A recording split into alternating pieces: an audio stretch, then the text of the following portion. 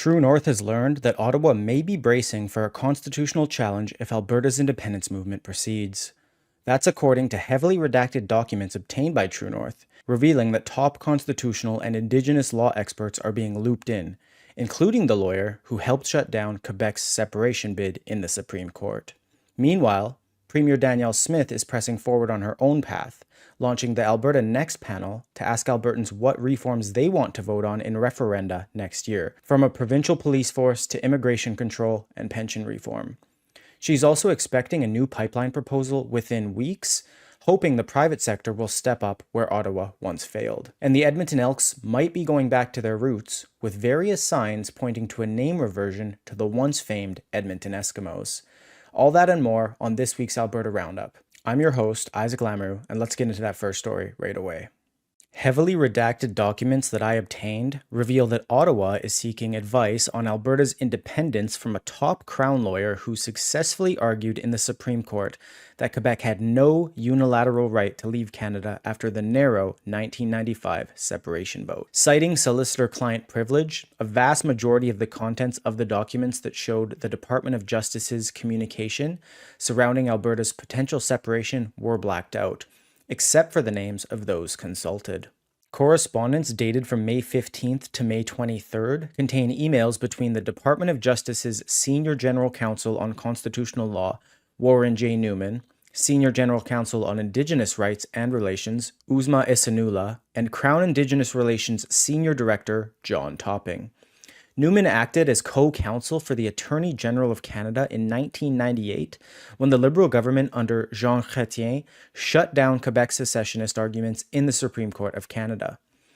The court ruled that Quebec could not legally secede from Canada on its own because the Canadian Constitution does not allow it, and that secession could only happen through negotiations involving all provinces and the federal government.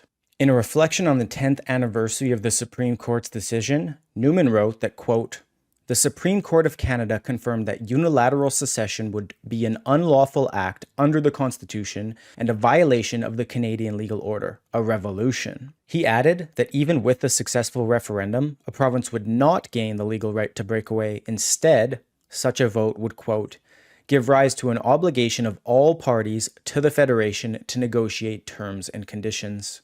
The department defended redacting nearly the entirety of the provided documents. It said, quote, "You will note that certain records or portions thereof have been withheld under Section 23, Solicitor-Client Privilege Information, of the Act. However, this does confirm that this was a legal consultation, not just a conversation among buddies. The inclusion of Crown Indigenous Relations officials also confirms the government is weighing the role of First Nations in any future secession scenario. Indigenous leaders across Alberta have spoken out against Premier Danielle Smith's Bill 54, which lowers the threshold for citizen-initiated referenda and could pave the way for a future separation vote. Still, constitutional experts say First Nations do not have the legal authority to veto a vote. Canadian Constitution Foundation lawyer Josh DeHaas previously told True North, quote, "There is nothing I'm aware of that would suggest that First Nations people could prevent those discussions from taking place." Newman agreed that a clear majority vote on a province's desire to leave Canada would create a constitutional duty for all parties to negotiate. He said, quote,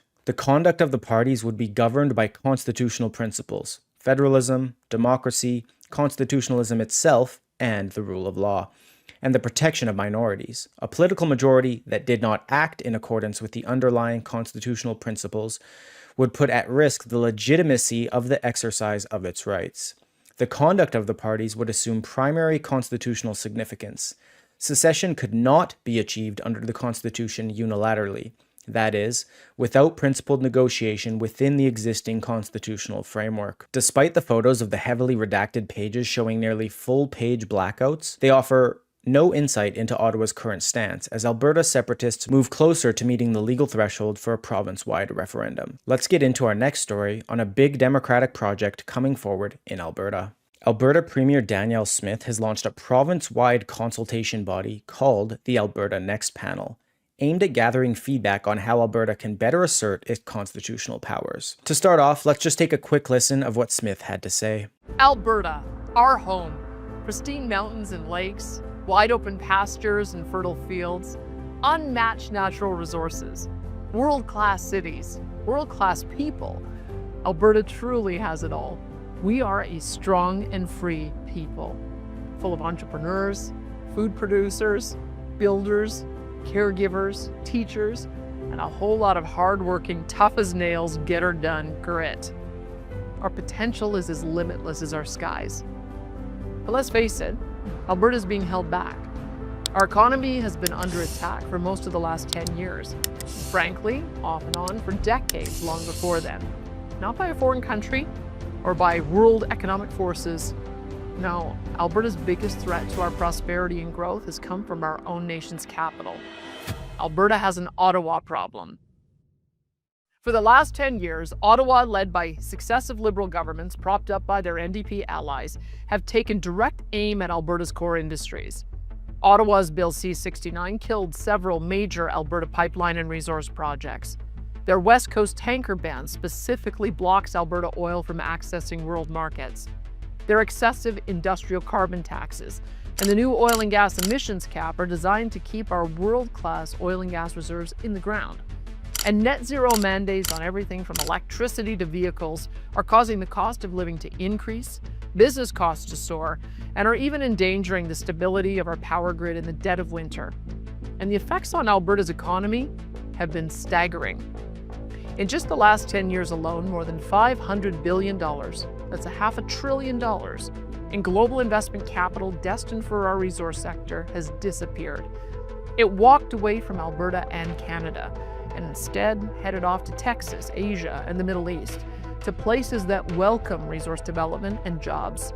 That cost Alberta and Canada quite literally hundreds of billions in GDP, corporate taxes and resource royalties for healthcare, education, and public infrastructure. It cost hundreds of thousands of jobs and thousands of healthy and growing businesses. It was national self-harm on a level never seen. And no province was hurt more than ours. And those costs keep building every single day. Over the coming months, the Alberta Next Panel will hold in-person and virtual town halls across the province, providing residents with a platform to engage with policy experts, government officials, and constitutional scholars. The panel will consider public feedback on a wide range of reforms, including creating a provincial police force service, withdrawing from the Canada Pension Plan, taking over personal tax collection from the CRA, and equalization reform. The panel will also seek public feedback on the prospect of Alberta assuming more control over immigration policy, with the stated goal of protecting the province from what the government calls out-of-control federal immigration levels. Additionally, the Smith government wants to pursue the potential of amendments to the Canadian Constitution to further empower provinces and protect provincial jurisdiction. The Alberta government says the province contributes $20 billion more each year to Ottawa than it receives in services and transfer, a gap Smith has long criticized as fundamentally unfair. According to the Alberta Next Panel website, the list of policy ideas may be modified during the consultation tour depending on public feedback. The panel's recommendations will inform what policies appear on a 2026 referendum ballot. Our next story will cover something that might see results come a bit quicker.